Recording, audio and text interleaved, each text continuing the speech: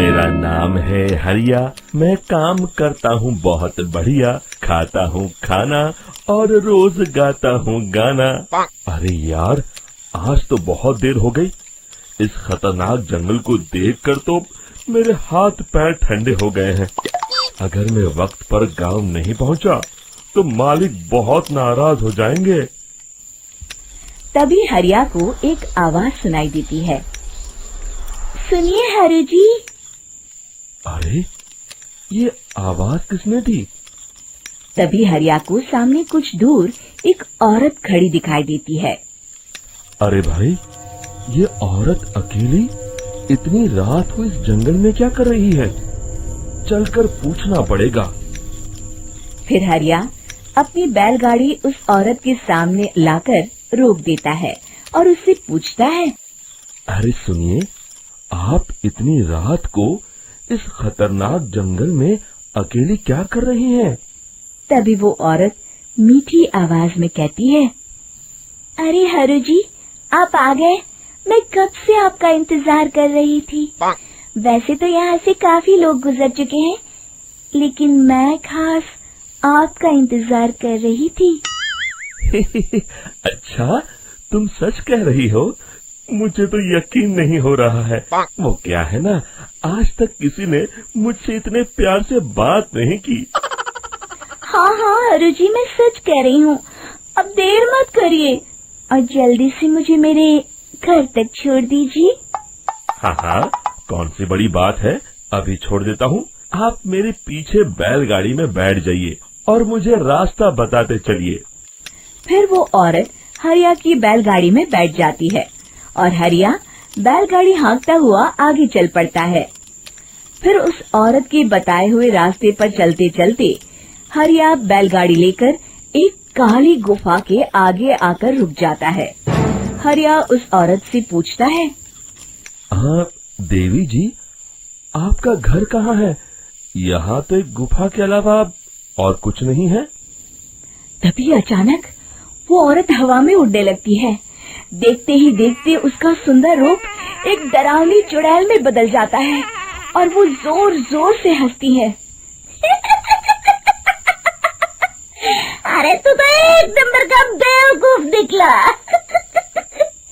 तू तो बड़ी आसानी से मेरी बातों में आ गया। अरे मर गया रे, ये तो एक चुड़ैल है।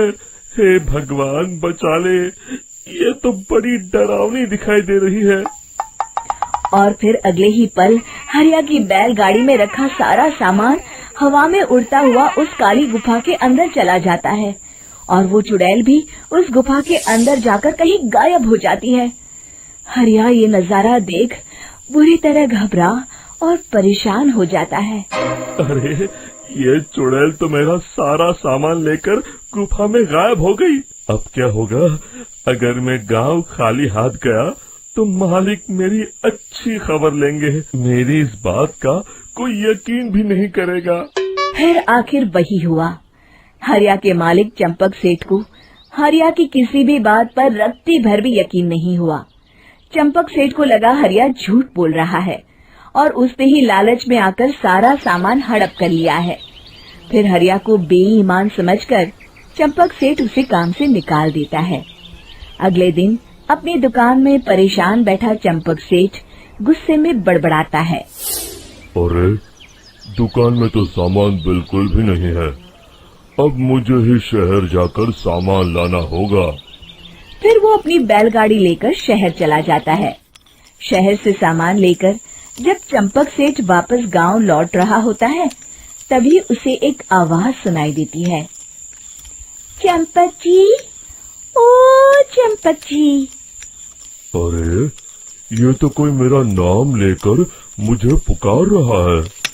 फिर उस रास्ते में वही औरत खड़ी दिखाई देती है। फिर क्या था, हरिया की तरह चंपक सेठ भी उस औरत के पास अपनी बैलगाड़ी लेकर जाता है और वो भी उसकी चिकनी चुपड़ी बातों के मुंह जाल में फंस जाता है। फिर चुड़ैल उसे भी अपनी गुफा तक ले जाती है और उसका सारा सामान लेकर गुफा में गायब हो जाती है। बेचारा चंपक सेठ लाचार होकर खाली हाथ गांव लौट आता है। फिर ये उस जंगल में रोज की बात हो जाती है। जो कोई भी शहर से कुछ लेकर गांव की तरफ लौटता, वो चुड़ैल उसे बेवकूफ बनाकर उसका सारा सामान लेकर गुफा में गायब हो जाती। एक दिन हरिया एक लकड़हारे को उसी जंगल की तरफ जाते हुए देखता है।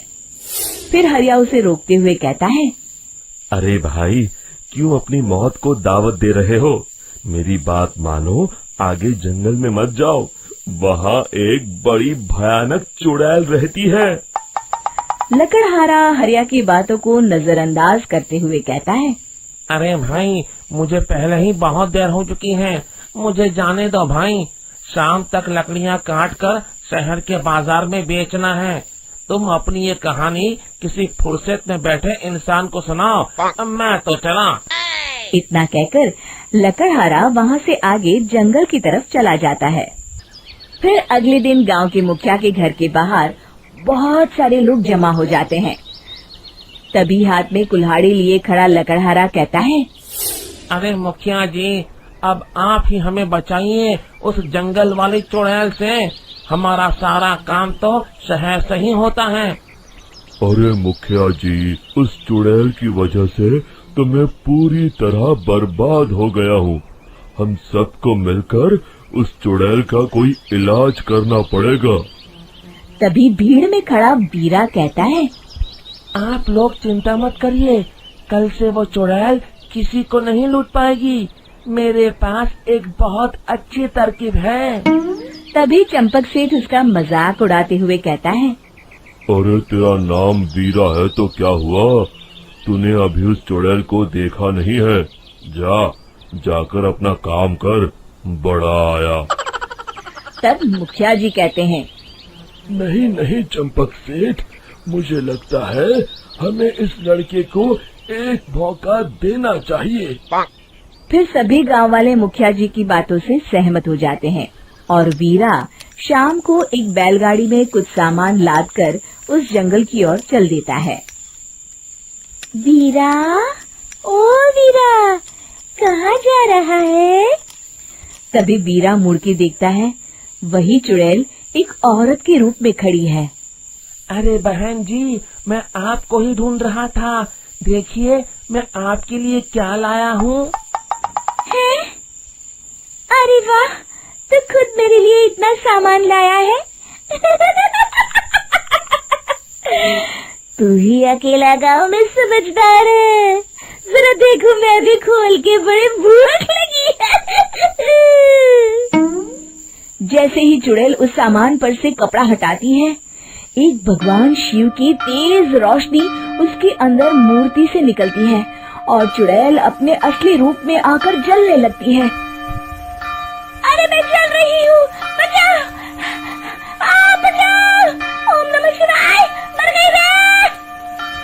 देखते ही देखते वो चुड़ैल राख के साथ उड़ जाती है और सभी गांव वाले भी वहां जाते हैं। शिक्षा बुराई पे सदा अच्छाई की ही जीत होती है।